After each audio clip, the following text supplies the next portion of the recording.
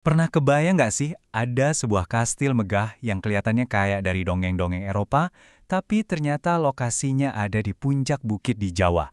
Nah, selamat datang di Ratu Boko. Hari ini kita bakal jalan-jalan bareng secara virtual ke situs misterius ini buat mengungkap jejak sebuah kerajaan yang udah lama hilang. Kalau lihat gerbang batunya yang raksasa sama dinding bentengnya yang kokoh, ya sekilas kita bisa aja ngira ini reruntuhan kastil di Eropa. Tapi coba deh lihat lebih dekat. Arsitektur dan detail-detailnya itu ceritain kisah yang beda banget. Ini kisah dari jantung peradaban kuno di Tanah Jawa. Oke, perjalanan kita mulai dari sini, istana di puncak bukit. Kita bakal lihat gimana gerbang dan bentengnya itu bukan cuma soal bangunan, tapi juga sebuah pernyataan kekuasaan yang tegas banget.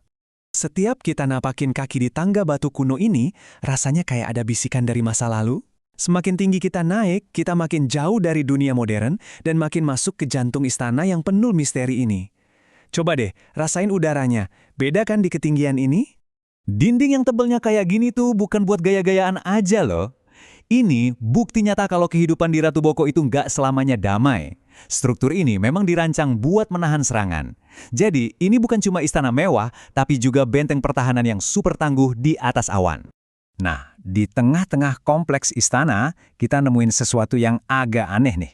Ada struktur mirip kolam yang fungsinya sampai sekarang masih jadi perdebatan sengit para ahli.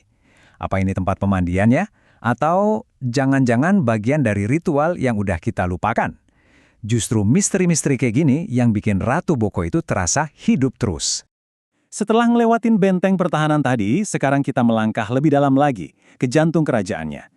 Inilah halaman istana, tempat di mana mungkin dulu keputusan-keputusan penting dibuat dan kehidupan para bangsawan berlangsung.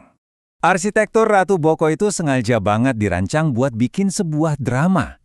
Jadi, buat ketemu raja, kamu gak bisa langsung masuk gitu aja.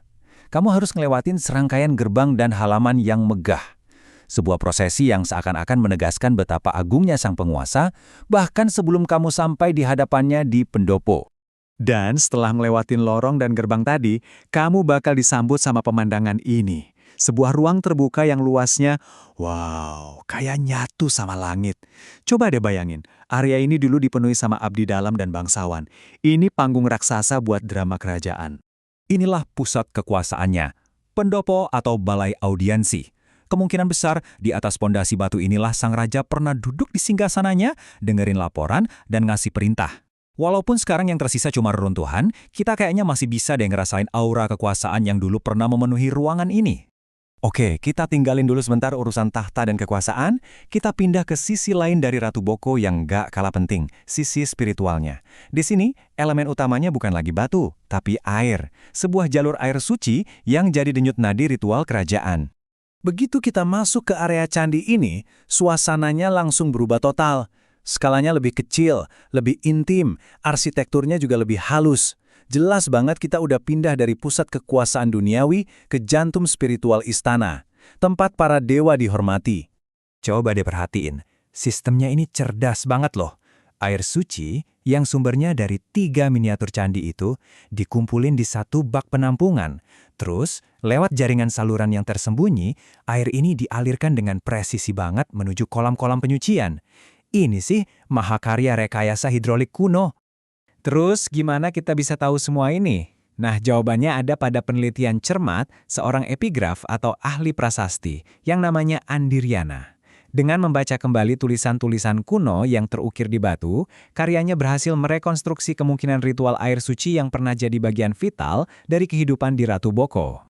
Dari benteng pertahanan yang kokoh, balai audiensi yang megah, sampai ke jalur air suci yang rumit, Ratu Boko udah nunjukin sebagian kecil dari kemegahannya. Tapi ya gitu, setiap jawaban yang kita temuin malah bikin muncul lebih banyak pertanyaan. Kira-kira di balik bebatuan yang diam ini, rahasia apa lagi ya yang masih tersembunyi, yang masih nunggu buat diceritain?